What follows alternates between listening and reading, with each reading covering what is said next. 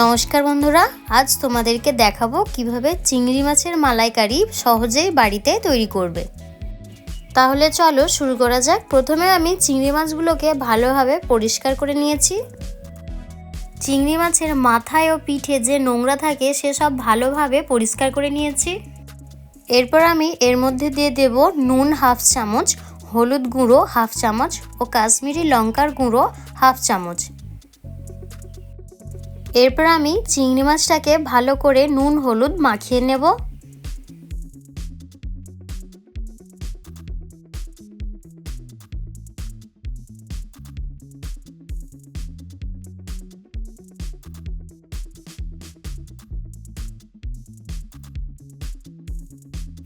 মাখিয়ে নেওয়ার পর চিংড়ি মাছগুলোকে আমি ভেজে নেব।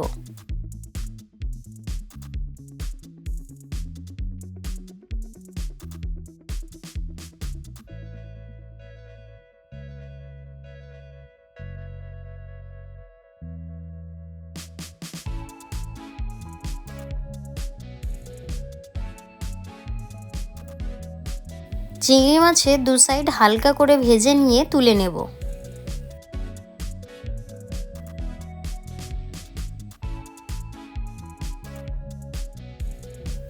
এরপর আমি একটা নারকেলকে এরকমভাবে কুড়িয়ে নিয়েছি।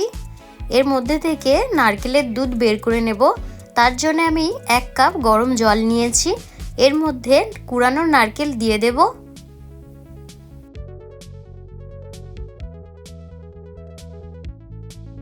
এরপর আমি একটা ছাঁকুনির সাহায্যে নারকেল থেকে তার দুধটা বের করে নেব।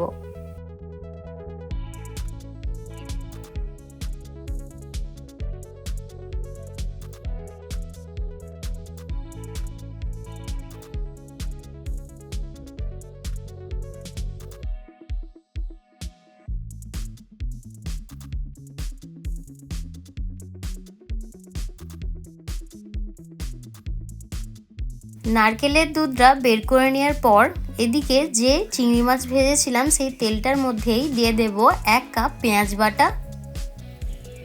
এটাকে ভালোভাবে ভাজতে থাকবো।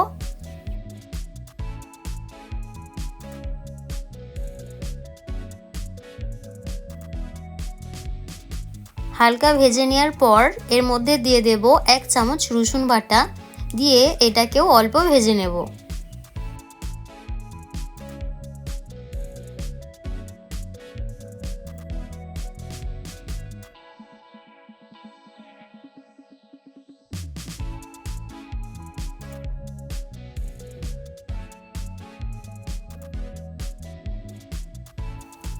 একটু ভেজে নেওয়ার পর দিয়ে দেব 1 চামচ আদা বাটা।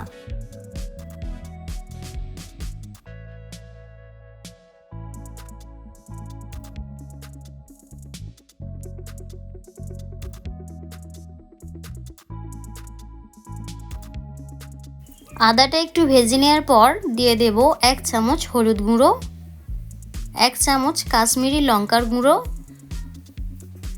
ও 1 চামচ গরম মশলার গুঁড়ো। দিয়ে দেব 1 চামচ স্বাদ মতো নুন। এরপর এটাকে ভালোভাবে একটু কষিয়ে নেব।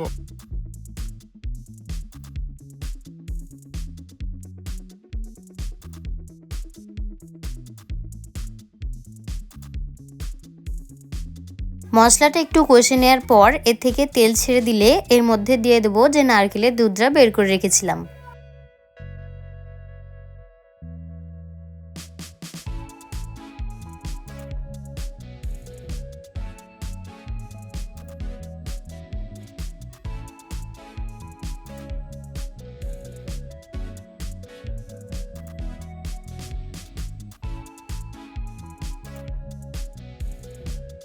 একটু ফুটে যাওয়ার পর এর মধ্যে দিয়ে দেব 3টে চেরা লঙ্কা।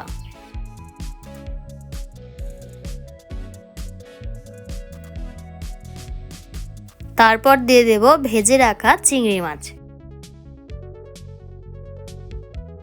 একটু ফুটে যাওয়ার পর এর মধ্যে দিয়ে দেব 1 চামচ চিনি।